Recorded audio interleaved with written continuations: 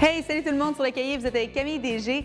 Aujourd'hui, pour la capsule sportive Champion, on va parler de l'étirement.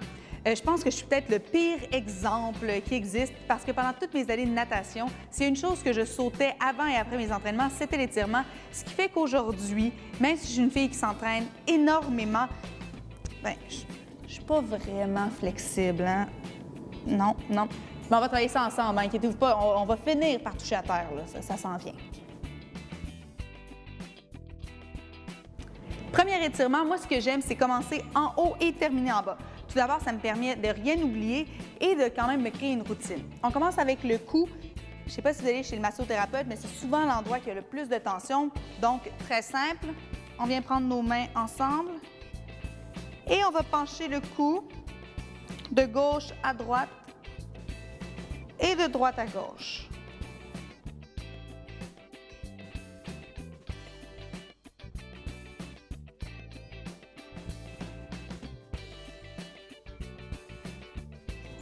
Ensuite, un mouvement que tout le monde connaît, qui vient travailler les épaules, le triceps. C'est très simple. Donc, on vient tenir notre bras comme ça. Personnellement, ça ne m'étire pas grand-chose. Est-ce que c'est parce que je suis trop flexible? Je ne sais pas, des épaules, mais c'est un mouvement qu'on connaît très bien.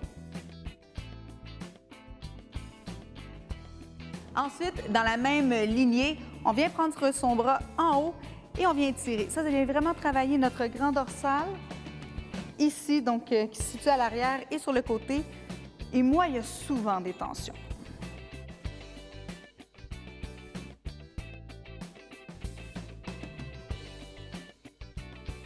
Naturellement, les étirements, c'est aussi toujours spécifique au sport qu'on va pratiquer. Donc, un étirement peut aussi se faire en mouvement, que ce soit d'amener les bras à l'avant, à l'arrière, que ce soit de créer des ronds avec ses bras. C'est vraiment à vous de voir, en fait, quel muscle est-ce que vous allez utiliser lors de l'activité. Ne vous inquiétez pas, on est déjà rendu au bas du corps parce qu'en moins de 5 minutes, il faut quand même que ça aille super vite.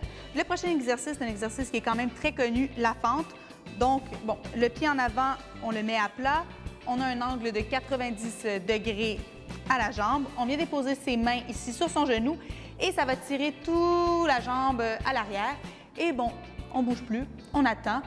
On voit ici que je suis super flexible.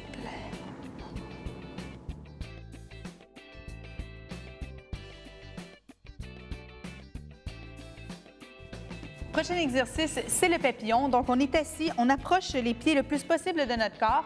On vient les tenir. Pour nous aider, on peut aussi utiliser les coudes qui vont appuyer sur les genoux. Et on tente de faire en sorte que nos genoux touchent au sol. Si vous êtes capable, vous êtes vraiment très bon.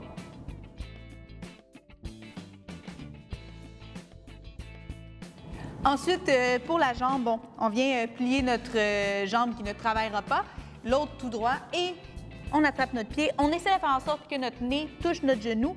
Le but, c'est surtout pas de donner des coups. Donc, c'est d'aller le plus loin possible et de maintenir la position pendant un 10-12 secondes.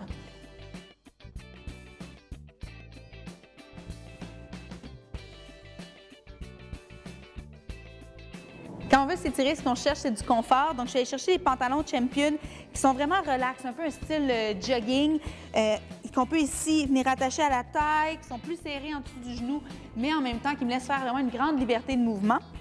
Et souvent, quand on s'étire ou quand on court à l'extérieur, on a plutôt froid ensuite. Donc, moi, j'aime ça rajouter une veste. Ça, c'est une veste qui a une fermeture éclair. Moi, ce que j'aime aussi, c'est le capuchon. Donc, le petit côté confortable, les poches.